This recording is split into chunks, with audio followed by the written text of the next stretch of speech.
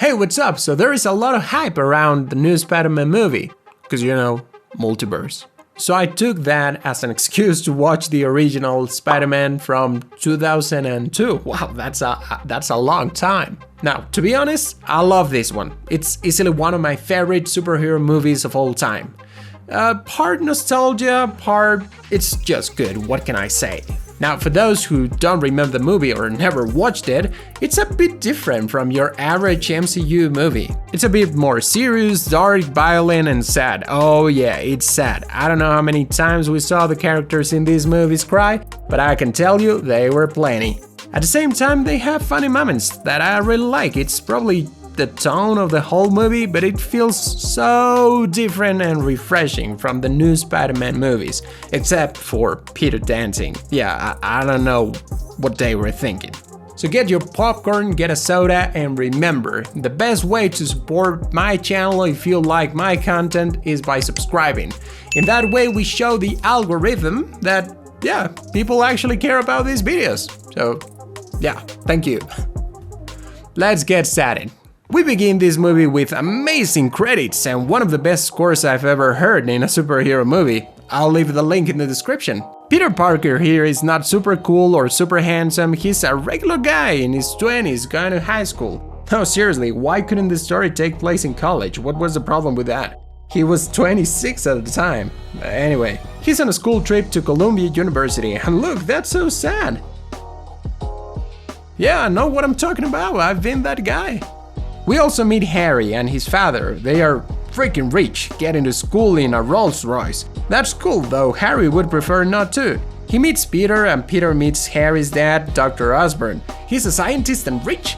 That's not our universe for sure. I mean, I didn't know they were setting up the multiverse back in 2002. During the school trip, Peter tries to take some pictures for the school paper, but these two keep being annoying. He finally gets his chance when he's alone with Mary Jane Watson, the woman I've loved since before I even liked girls. Peter says he needs a picture with a student, and while doing that, one genetically modified spider that escaped from its cage goes down from its web to say hello and, give Peter a small kiss. At the same time, at Oscorp Industries, the army is paying a visit to Dr. Osborn to check a drug to increase his strength by freaking 800%. What were the side effects?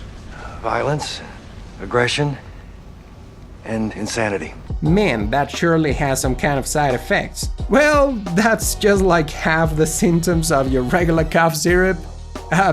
Just kidding, but have you checked the list? It's huge. This general here says he's going to stop funding unless they show real progress on human beings in less than 2 weeks. You kidding me, man? Now at Peter's home, Aunt May and Uncle Ben are talking about money, cause yeah, Spider-Man is poor.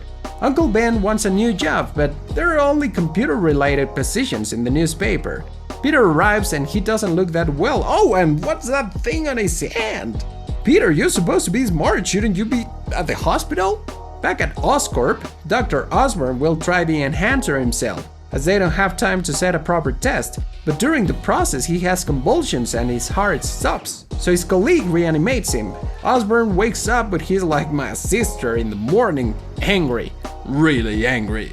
Peter also wakes up and now he doesn't need glasses and he's ripped. But for some reason the change isn't that shocking for him, it's more like, yeah, it was about time. Nice. By the way, Harry finds his father laying on the floor at home, seemingly with no memories of what happened. He's also informed that his colleague is dead and that a suit and a glider, another project they were working on, were stolen. Back to Peter, he's at school when he sees Mary Jane. She sleeps on some juice, but... Wow. And seconds later, he discovers a new ability, Spiderweb, coming out of his wrist. That's cool and gross at the same time. But by testing that, he ends up throwing breakfast on Flash, basically a bully and MJ's boyfriend. Flash follows Peter to get revenge, but now he's no match for our new Spider-Man. Oh man, but Peter is about to freaking break his arm. Jesus, Peter, what are you doing? But he doesn't, don't worry, this is not Deadpool. Peter leaves the building, getting to an alley and tries another power, wall climbing. That's awesome, look at him having so much fun jumping across buildings. He also tries a bit of web swinging on top of a building, but that doesn't work out very well. He arrives home and hears Mary Jane's family yelling at each other, cause yeah, Mary Jane is his neighbor. I'm talking to you, non-Spider-Man fans. Peter takes out the trash and at the same time Mary Jane goes to the backyard, escaping the fight inside the house. Both start talking about their dreams once they graduate. Peter wants to become a photographer and go to college, and Mary Jane wants to become an actress. That's when Flash arrives in his new car, impressing his girlfriend. Peter then checks the newspaper searching for cars, also finding an ad about amateur wrestling, with a prize of $3,000 if you can stand 3 minutes with the champion. He spends the night designing his suit, and later he practices his web shooting. Ready for the show, he says he'll go to the library as an excuse, but Uncle Ben says he'll take Peter there in the car, so they can also have a talk, as Peter has been not Peter recently. They start talking. Uncle Ben delivers his awesome line. Remember, with great power comes great responsibility. But Peter doesn't take that so nicely. Oh man, that even hurt me. How dare you? You've been living under his roof and eating his food. And even after that, Uncle Ben says he'll pick up Peter at 10. That man has a heart of gold. Peter then heads to the wrestling arena. And wait a second, is that Octavia Spencer in a non-major role? Whoa, this movie is seriously old. So the rule is that if he survives 3 minutes with the champion, he'll get 3,000. He presents himself as the human spider, but the announcer changes that to Spider-Man. Thanks a lot, man, I love you, 3,000. Before he gets to the ring, he's insulted, people throw food at him, and a previous wrestler says, "Oh, my legs! Oh, God, I can't feel my legs!" What the heck? What happened? Oh, and it's cage time, come on! The fight starts. Peter evades the attacks at first, but then someone gives a chair to the wrestler. I'm not sure that's, legal. And then they give him a crowbar. But not so far, man. KO! Spider-Man, win! But he strictly didn't spend 3 minutes there, so Peter just gets 100. Yeah, no, that's not fair, and the universe knows it. So a second later, the organizer gets robbed. Peter lets the man escape, though he had a gun, so good move in my opinion. Peter gets all cocky. I missed the part where that's my problem. Oh, but the universe knows that's not okay. And when he gets back to the library, he discovers Uncle Ben has been shot. And yeah, he dies. I told you, this movie had a lot of crying. Peter gets in costume and goes after the killer, seeking revenge, makes a hole in the top of his car and breaks the windshield. They end up in an abandoned building. That's when Peter realizes the killer is the same man he let escape before.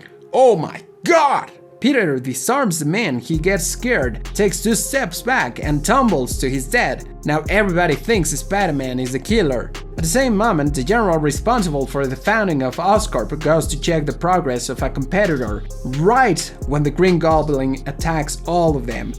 Peter, Harry, and Mary Jane graduate, but it's not the same without Uncle Ben. I miss him too. More crying, I told you. In that moment, Peter makes up his mind. He'll become a Spider-Man and protect the people of New York.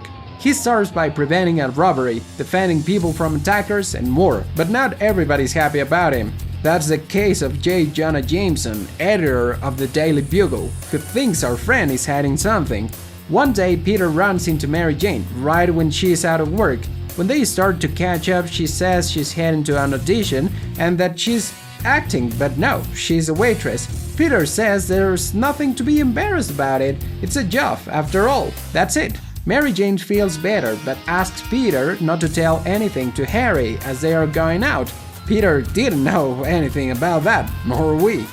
He then goes back to the apartment where he and Harry live together. Mr. Osborn is there too, just paying a visit. Peter says he needs a job, and that's when he sees an ad in the newspaper asking for a Spider-Man photographer. He sets a few cameras before frustrating an armed robbery. Whoa, but according to Jameson, the next day... They're crap. Crap. Mega crap. I'll give you $200 for all of them. Thanks? Back to Oscorp, things are going better than ever. But despite that, the board informs Osborn they'll be selling the company and expect him to resign. Man, yeah, he wanted to try dangerous chemicals with human beings and literally got rid of his competitors, but remove him? That's wicked. A few days later, Oscorp celebrates a festival. Peter takes pictures, sees Mary Jane and Harry, and also sees the Green Goblin approaching the balcony where Oscorp's board is. He throws bombs and freaking disintegrates those people. Spider-Man gets to the place, distracts the enemy, saves a child, breaks the Goblin's glider, and saves Mary Jane. That's a superhero. Next day, Osborn hears a voice, but the voice is actually him, going crazy. Normal Osborn doesn't remember a lot, but his evil version tells him what he has done so far and brings to the table the idea of joining forces with Spider-Man. Later, at the Daily Bugle, Peter and Jonah Jameson are talking when the Green Goblin attacks and asks Jameson for the source of Spider-Man's pictures, but Jameson says he doesn't know the person. Wow, I didn't expect that from him. Spider-Man then shows, but the Goblin makes him sleep. He takes the Spider to a rooftop proposing an alliance, and that's it. Another night, Peter meets Mary Jane after a not quite successful audition. He invites her to get a cheeseburger, but she says she's having dinner with Harry that night. She invites him to come over, but Peter refuses. Mary Jane leaves, but a gang follows her into a dark alley. She defends herself, but 4 against it's too much for anyone. Spider-Man comes to the rescue without using his mask. But as it is raining and dark, Mary Jane can see his face. He comes back with his mask, and she gives him one of the most famous kisses in all history. One different day, there is a fire in the building. Spider-Man rescues a baby, but hears someone else inside. When he enters again, the Goblin is waiting, throwing these flying knife drones. Anyway, those things manage to cut Peter, but he manages to get out of that place. That day was actually Thanksgiving, and Harry, Mary Jane, Aunt May, Mr. Osborn, and Peter will be eating together. Mr. Osborn gets to the apartment before Peter, but then everybody hears noises coming from Peter's room. They go to check if he's at home, but they find no one. Peter is on the ceiling, still dressed as a hero and bleeding. The rest leave, but Osborn hears a drop of blood hitting the floor and suspects it's Spider-Man. Peter then gets to the place using the main door. That was clever, but he continues bleeding when they start the dinner. Now Osborn knows he's a Spider for sure. He leaves not without screaming a bunch of horrible things about Mary Jane. The dinner is obviously a disaster. Now that the Goblin knows the identity of the hero, he attacks Aunt May, but leaves sending a clear message. The villain knows Spidey.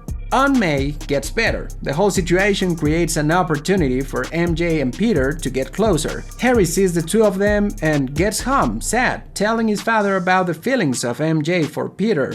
Now the Goblin has another victim. Peter realizes that the Goblin probably knows about his love for Mary Jane, so he calls to check on her, but it's already too late. The Goblin has taken MJ.